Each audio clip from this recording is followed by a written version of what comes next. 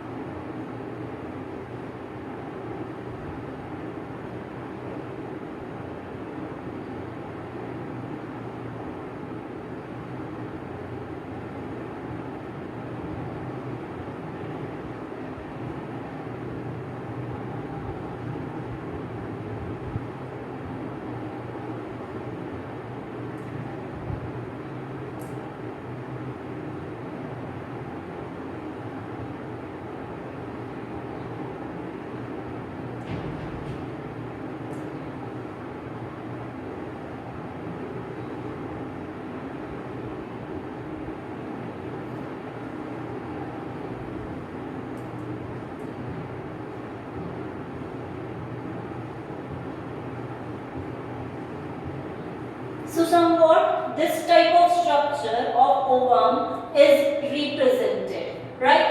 And now if we label this diagram, then we will come to know what are the structures present here. Firstly, we will go from inside, right? This is the nucleus present here, alright? And just inside the nucleus is present a nucleolus structure, a small structure present inside the nucleus, right? This portion is egg cytoplasm portion, alright? And when we come outside, this is the region of perivitelline space. That means here perivitelline membrane is also present. So this is perivitelline membrane, right? And this is zona pellucida layer, and the outermost layer is corona radiata, right? So in this way, structure of ovum is represented to us. This is the first polar body, we can say, or we can say the polar body which is present here, right? So this is the structure present here. Now when we talk about the zona pellucida layer, this zona pellucida layer is present just outside the perivitelline space, and in this this perivitelline space, perivitelline fluid is present. Then just outside zona pellucida, corona radiata is present, and when we talk about corona radiata, here the follicles are attached to one another, right? So corona radiata layer is formed by follicles which are all together attached, and these follicles are attached together by an acid called as hyaluronic acid, right? So this acid helps in the attachment, or we can say aggregation of follicles, and thus it forms corona radiata layer of the ova. So when we talk about, we had already discussed that acrosome region of sperm contains some lysine enzymes, and it also contains one enzyme called as hyaluronidase. We have read this already. We have discussed this already. So this hyaluronidase, what it does is, it just acts on the hyaluronic acid present between the follicle cells and it dissolves it, right? It breaks it. So as a result, these follicles just separate from there and gives the entry to the sperm, right? So in this way, structure of ovum is present, and we have discussed about the membranes as well as cytoplasm part. Now in the ovum structure only, we will see the egg membranes.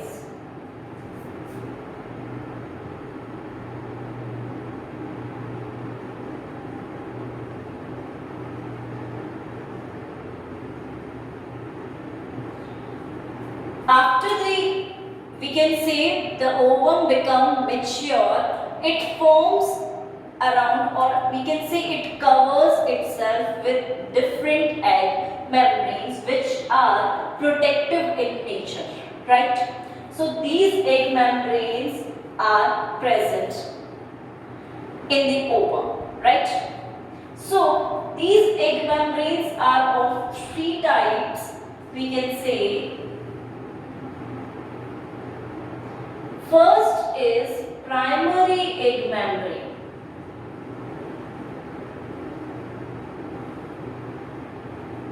Right? Primary egg membranes are just formed by the oocyte itself. Right? Only the oocyte forms these membranes just outside it. So it is formed by the oocyte itself. And when we see the examples of primary egg membrane, so they are vitelline membrane, right, which is present in many organisms. We will discuss the examples. Then secondly, when we talk about the second example is the chorion. When we talk about the third example is zona pellucida. Fourthly, corona radiata, and fifthly, when we talk about this, comes jelly coat, right? So these 5 types of membranes are considered as primary egg membranes, right? Present in different organisms. When we talk about vitelline membrane, it is a wide range of membrane present in many organisms, like we can say amphibians, protostomes, reptiles, birds, mammals, amphibians. So it is present in most of the organisms, right? Then when we talk about chorion, it is present in fishes, amphibians and reptiles, right? When we talk about zona pellucida, it is present in mammals. When we talk about corona radiata, again it is present in mammals. And when we talk about jelly coat in primary egg membranes, then it comprises echinoderms. That means if it is present in echinoderms, jelly coat is if present in echinoderms, then it is the primary egg membrane. Only. If it is present only in echinoderms, then only. Because we will see that primary, secondary and tertiary, all three membranes will contain this jelly coat membrane, right? So we will see there. So birds and mammals. Alright, now we will talk about secondary egg membranes, right? These egg membranes are also formed by the oocyte plus we can say oocyte and surrounding follicles. So these egg membranes are formed by oocyte and surrounding egg membranes or follicles. So they are called as secondary egg membranes, and as we know, they are just formed outside the primary egg membranes, right? They will be formed after the formation of primary egg membranes. And when we talk about their example, we come to jelly coat, which is in fishes, and we come to second example,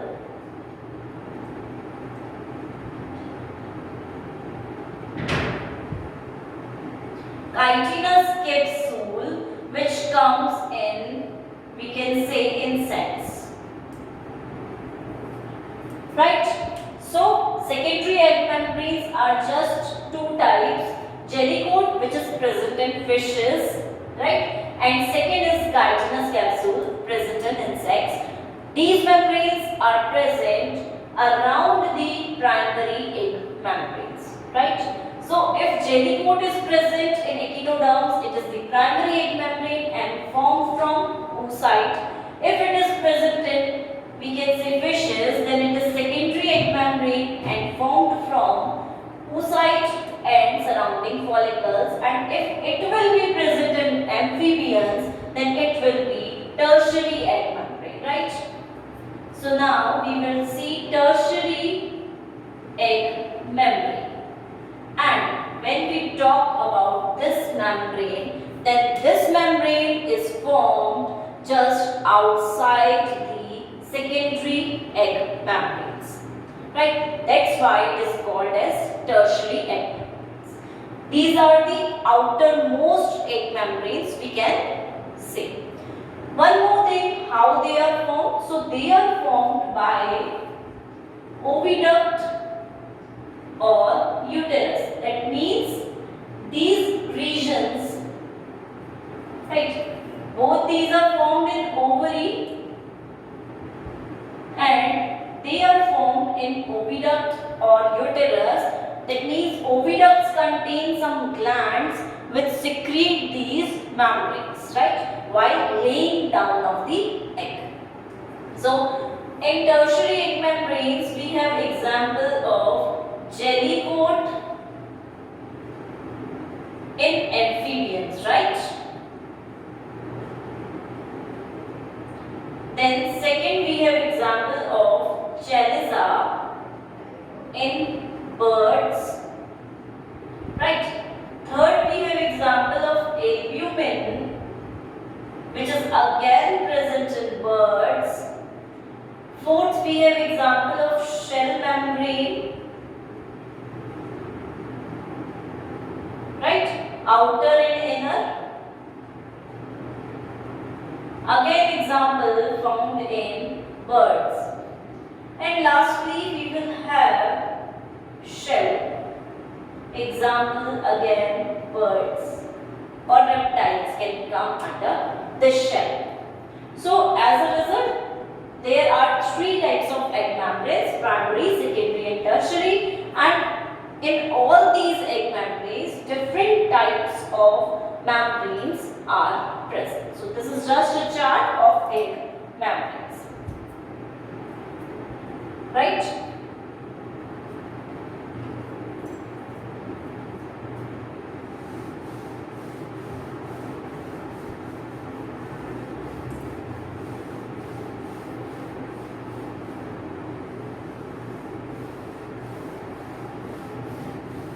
Now, when we have studied about the egg membranes, then we will also consider the functions of egg membranes, right? So what are the functions of all these egg membranes present there?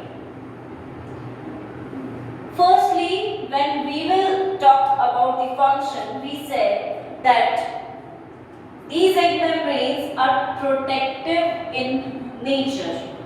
Right? That means they protect the embryo from external environment. And these external environment can contain some harmful substances or temperature fluctuations. Those are the factors which affect the development of the embryo, right? So which factors can be there from which the egg is protected? They can be change in pH, they can be change in temperature, they can be drought condition, right? They can be flood condition, they can be change in salt concentration outside, right? They can be dependent on soil concentration as well, right? They can depend on, or they can be affected by pollution or the agents that cause pollution, pollutants and harmful substances and enemies. So all these factors are responsible for the disturbance, or we can say they all affect the growth. So these egg membranes protect the embryo from all these factors, right? Now secondly, when we talk about the function is in acidia, these membranes helps in the prevention of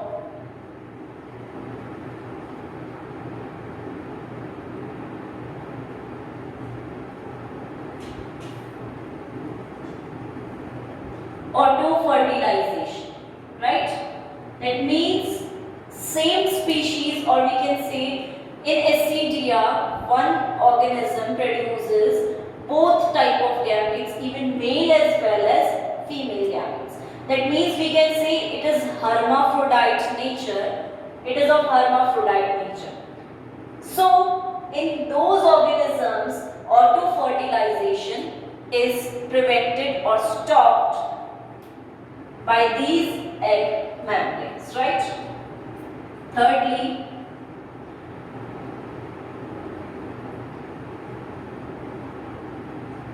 they prevent polyspermy as well, right? That means polyspermy or fusion of more than one sperms with the ova is protected or is prevented from these egg membranes, because they do not allow more than one sperm to travel inside the egg, right? And same thing happens in mammals,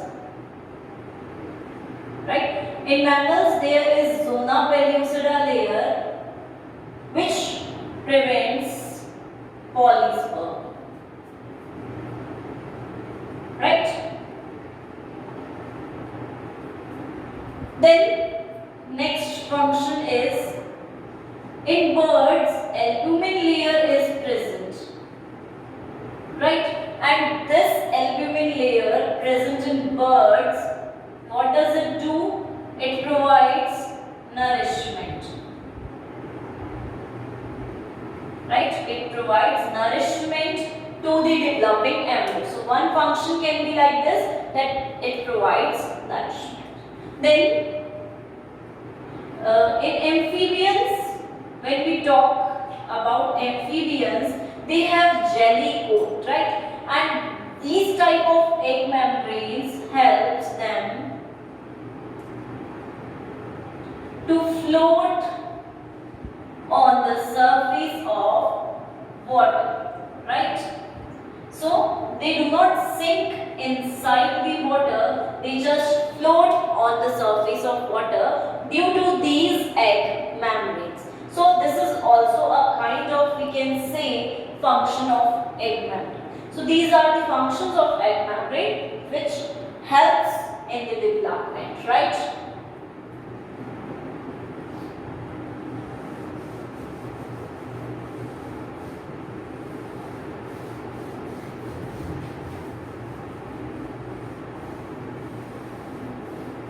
Now, second point which we consider in structure of ovum is the, we can say, yolk portion, right? Now, the ovum contains egg membranes, we have discussed. Now, it also contains the yolk, right? And when we talk about the yolk region, what it is made up of is proteins, amino acids, right, and certain amount of, we can say, glycogen and carbohydrates are also present. So yolk is made up of proteins and amino acid. Most of the portion is made by these two substances, but glycogen and carbohydrates can also be present there as a reserve food material. So what does yolk does? What is the function of yolk? It is a reserved food material, we can say, or reserved food substance. What does it do? It helps in the growth, right? It provides nourishment to the developing embryo and helps in the growth. Now, when we talk about the size of ovum, so if we say the size of ovum is large, then it just means that the yolk content is high.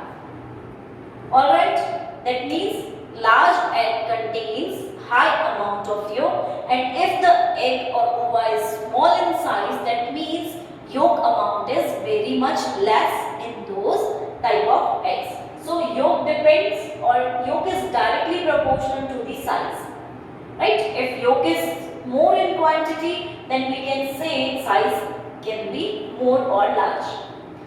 Secondly, we can say that yolk also is indirectly proportional to the cleavage. That means if yolk amount is greater, then cleavage slows down. Cleavage slows down, or cleavage becomes somewhat slow in speed, or we can say that more number of cells are not divided there, right? So it is indirectly proportional.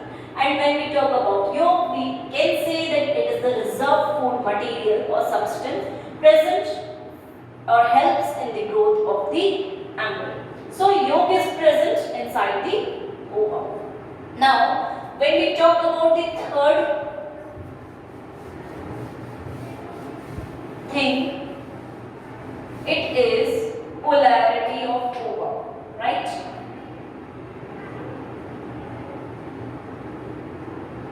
Polarity of ovum. So, suppose we talk about this region. Right, this is a kind of ovum.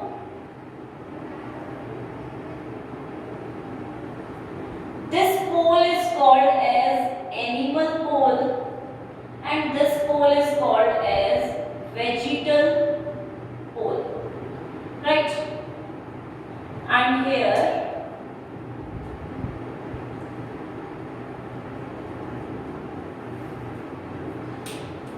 so this is egg, and on the basis of the yolk distribution, right, we divide the ovum into two poles, which is animal pole and vegetal pole.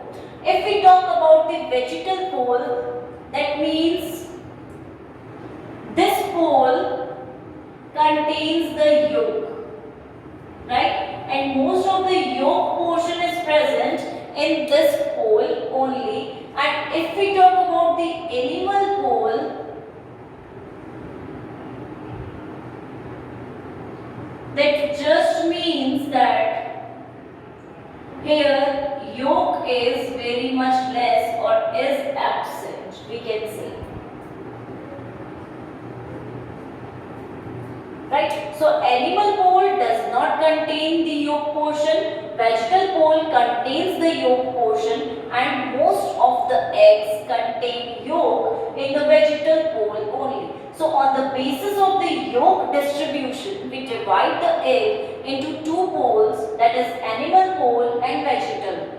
They have other name as well. Animal pole is called as active pole, right? And vegetal pole is called as the inactive pole. We can remember this like this, that if we talk about animals, they are moving, they are locomoting, they are not just stop at one place. They does not stop there, right? So they are movable. So if something moves, then it is active, right? So animal pole is also called as active pole. And now we will say that why it is called as the active pole. Because this animal pole contains the nucleus portion as well as whole cytoplasm portion is also present there. So when cleavage occurs, furrows easily develop there and divide this actual cytoplasm portion into different cells, right? So cleavage can occur easily there and divisions can be there, right? So this is called as active pole, and this is called as inactive pole because here yolk is present, cytoplasm is not present, so cleavage furrows does not go deep inside and cleavage just retards there, or very low amount of cleavage occurs here. So this portion is known as inactive pole, right? That means here cleavage activity is not shown. Because we have already discussed that yolk is indirectly proportional to cleavage. So this sums up this. Right? Now we say that polar body is also formed here. And we say that most of the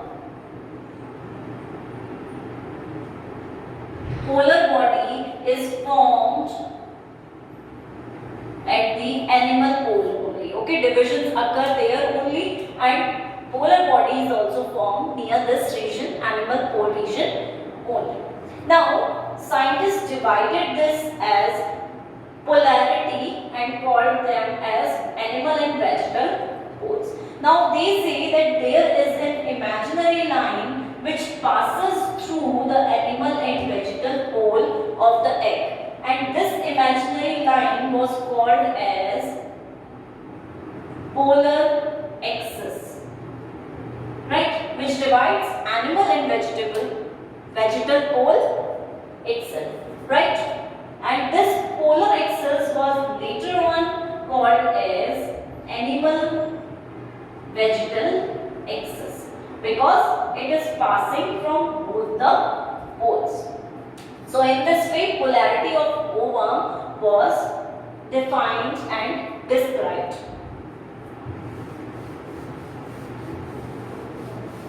Now, when we talk about the fourth part is pigment. Right? So, ovum also contains some pigments, and like suppose in amphibian eggs we say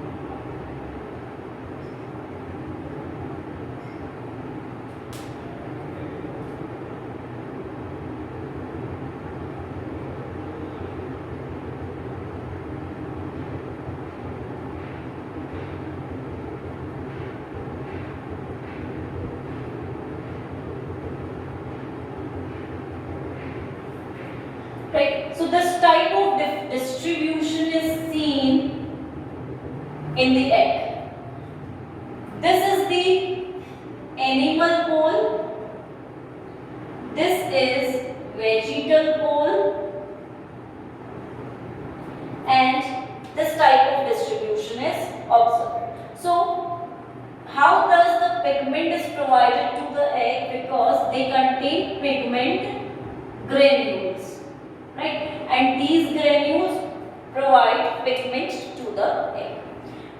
This pigment can be of black, brown or shades of black brown color, right? And this pigment granules can be present either on the outside surface or on inside. It means in cortex region can be present or it can be present inside as well. Where they are present, the area where they are present will represent the pigmentation, right? That how the pigment is dark or light, it will be represented by the area where they are present. Now, when we talk about amphibians, right? In amphibians, we see or we can say we observe dark brown or dark brownish black pigment on the animal pole surface, because here the pigment granules are present in large amount, and at vegetal pole we observe whitish color, right? That means pigment granules are absent there or present in very low amount, that does not show any kind of color to the egg. So in this way pigments are also distributed more towards the animal pole of the egg, and in this way we discussed about the structure of ovum.